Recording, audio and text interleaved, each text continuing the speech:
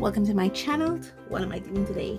Today is the day we do the paint session for the Holbein Artist Goauche, and I'm glad I grabbed this color because after working with this Holbein Artist Goauche, I noticed a few things unusual. Now I have the 12 basic set 5 ml tubes. Perhaps other sets in this line of 71 colors, I think. Perhaps other set in 89 colors, sorry, 89 colors, 89 color range in this has other different claims. But one of the things I noticed is that Holbein said that their gouache doesn't add any kind of whitening agent. I am presuming that they were talking not only about chalk, but I was also presuming that it was also talking about PW6, PW5. However, when working with this turquoise blue here, now remember this is a part of the basic set, it felt a little milky to me, and then when I went to write out the information on it, there you go, right next to its transparency indicator, it has in PG50, PB15, PG7, and it has in PW6, which is a whitening agent. Yes, it's a pigment, but it's still a whitening agent.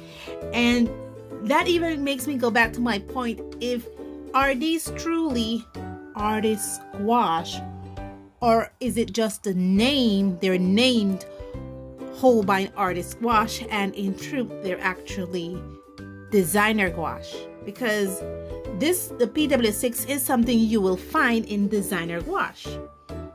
Let me see if I could grab another designer gouache here, an actual designer gouache. Yeah, here we are, turquoise blue from Turner. Yep, there you go, PW6. I have a few, so let me see if I find any others. Let's look at the Winsor Newton brand. Let's see.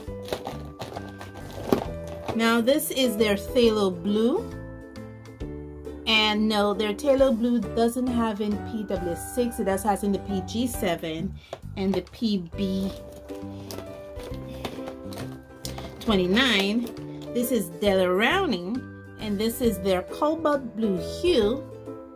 And yes, their Cobalt Blue Hue have in PW6. So it is something that is common for designer gouache to add PW6 to their range. And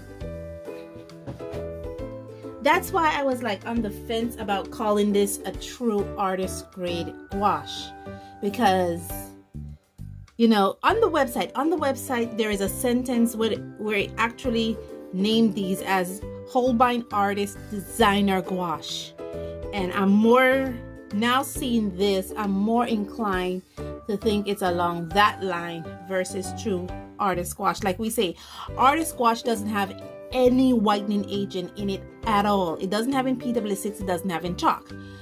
Designer gouache do add whitening agents to their paints because it brings up the color, it allows the paint to be a bit more opaque, especially when you're working with paints that are very translucent. Just saying, like PB15. PB15 is a very transparent paint, staining but transparent. So the other things that I noticed is that these paints dry very quickly. Let me bring you out a bit. Let me kind of show you what I'm looking at. This here, these paints, my swatch is right next to me, dries very quickly, and I have to be mindful of that as I work with it. The other thing I have to be mindful of is the fact that although these are 5 ml tubes, they're very concentrated. The colors, a little does go a long way. I don't need to use a lot of the paint. That was another thing that I was concerned about, because I was working with such limited amount of paints when it comes to the Holbein gouache that I have, that I would have basically used all up or in one session. That was not the case. As you can see, I did a couple paint sessions with them. I did swatching with them, and you can see, you know, there's no real significant indentation on the tubings, and the tubings are thin tubings. They re-wet very beautifully, especially after dry. I was able to take off the paint, re-wet them and take them off, lift them a bit. I was able to do that with the Holbein Artist Goauche paints. And also, one of the things that I noticed was when I was doing my paint session, you can't see it here because I covered it well, but I had to go back and cover it. One of the things I noticed was when I was doing this arm and the leg here, you can't see it because I had to go over and repaint these arms and legs here, is that I noticed separation of the pigment. Primarily I was mixing Veridin green hue, or well, it's not Veridin green hue, sorry, it's what they call permanent green deep, with, I think I mixed it with flamed red, yeah, with the flame red and a yellow. I noticed separation in this paint pigment here, and I saw the PB15 in it. I literally saw, and it is made with PB15, as you can see. Focus for me. Can you show them? Yes, there you go. It is made with PB15, and I was able to see that, especially on my mixing palette, I was able to see the blue agent that was in this paint. So there was pigment separation while I was working with this paint, and that's why I like to do my reviews in two parts. First, I bring the paint to you, then after doing my first impression and giving you all the information, at least what the companies are claiming about the paint, I go work with it, find out stuff about it that, stuff that I see about it, and then I bring it to you again in another paint session. And this is where I actually do the paint session because I've already worked with the paints already. Okay, so I have my palette knife all set up. I have my tray next to me all set up. So let me quit my blabbering and get to the painting.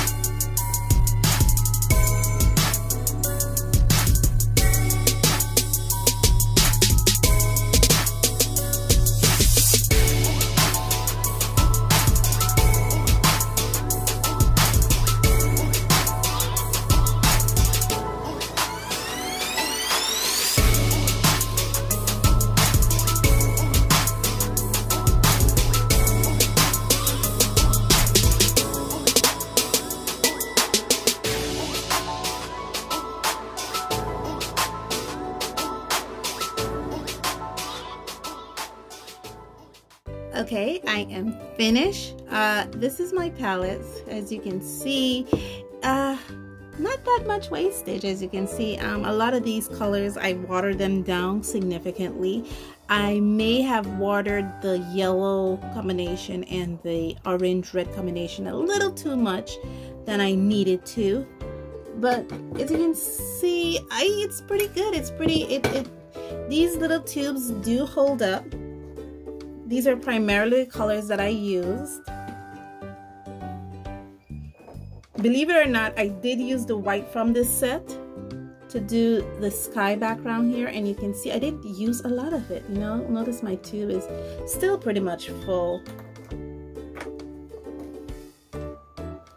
These are the colors that I use. 9 colors that I use in this demonstration.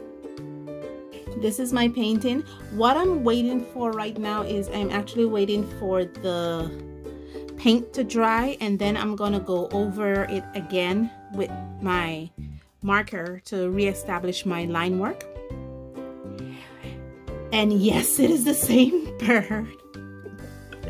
I'm planning to bring a huge compare and contrast video to you, hence why a lot of my paint sessions are the same pictures, because I want to compare and contrast the gouaches that I have here.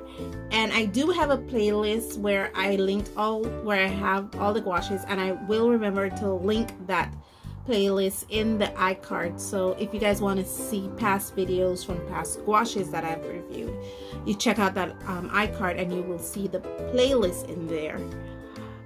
This is the last of the traditional gouache that I have. I mean, there's tons more out there, but I didn't get all of them. I wanted a good representation of what the entire what is out there in the market and what is affordable, what I could afford, because please remember I do live in a third world country, and you know, our dollar is 2 to 1 to the US dollar. So whatever I was talking the other day to a friend, and I'm like, oh, they're talking about affordable fountain pens, and I'm like, yeah, but you live in California and an affordable fountain pen for you is under $50, and for me that's $100 Belize, whereas my affordable fountain pen is under $20 US, because that's only $40 Belize, which is affordable for me given the exchange rate. But off that tangent, when you're looking at affordable, try to get sales, guys. I can't stress it enough. Wait for it to go on sale, hunt those sales, you know, monitor it. I monitor sales almost on a daily basis when I used to buy art supplies. I monitor it almost on a daily basis, and that's how I was able to get the amount of gouache that I got. So we're gonna go into a huge compare and contrast video with these gouaches, hence why we're using the same bird and the same picture. I'm gonna wait for it to dry. It's almost dry, believe it or not. I just have like one spot here and here that's a bit dampish, kinda ish looks, and probably within the next 5-10 minutes it'll be completely dry. Do the line work. I like to spray it with fixative because I noted, let me get a tissue paper here. I noted, let's see if this part is dry. Yeah, I noted that, see, it does smudges. You do see the little smudge come off my tissue paper. Let's do that again. Yeah, there is a bit of smudge in there, if you're noticing, a bit of smudging there. So I like to spray it with fixative so it doesn't smudge on the other side. So that's what I'm going to do once I finish lined it and let it dry a bit. But guys, thank you so much for joining me on this journey. Thank you so much for all your support. I am humbled by it all, and I really am humbled by it all. And as always, for 2023, ensure that we always stay safe, stay blessed, and I'll see you in the next one. Bye.